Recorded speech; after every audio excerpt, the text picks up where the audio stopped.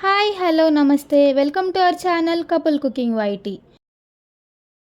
ఈరోజు మనం ఎంతో సింపుల్గా సూపర్ టేస్టీ బ్రెడ్ రస్మలై ఎలా తయారు చేయాలో చూద్దాం. చాలా తక్కువ ఇంగ్రీడియంట్స్తో ఈజీగా చేసుకోవచ్చు.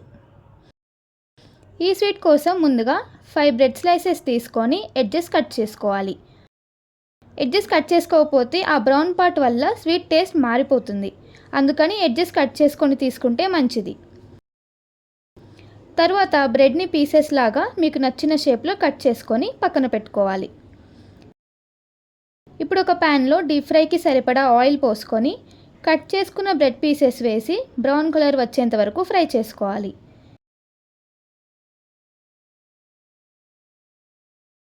తర్వాత మళ్ళీ స్టవ్ ఆన్ చేసుకొని గిన్నె పెట్టుకొని 1 లీటర్ పాలు పోసుకొని బాగా మరిగించుకోవాలి. పాలు మరిగిన తరువాత 1 కప్ షుగర్ వేసుకొని పూర్తిగా కరిగే వరకు కలుపుకోవాలి.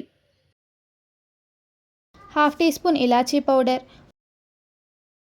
100 ml మిల్క్ మేడ్ వేసుకొని బాగా మిక్స్ చేసుకోవాలి.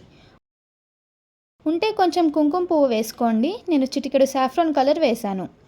ఇప్పుడు పాలు బాగా మరిగి కొంచెం చిక్కబడ్డ తరువాత స్టవ్ ఆఫ్ చేసుకొని చల్లారనివ్వాలి. ఇప్పుడు మనం ముందుగా ఫ్రై చేసి పెట్టుకున్న బ్రెడ్ పీసెస్ని ఒక ట్రేలో వీడియోలో చూపించినట్టు అరేంజ్ చేసుకోవాలి.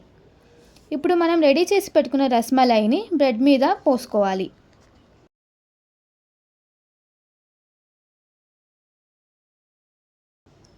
తర్వాత ఒక చిన్న బౌల్లో గీ వేసుకొని కట్ చేసి పెట్టుకున్న డ్రై ఫ్రూట్స్ వేసి వేయించుకొని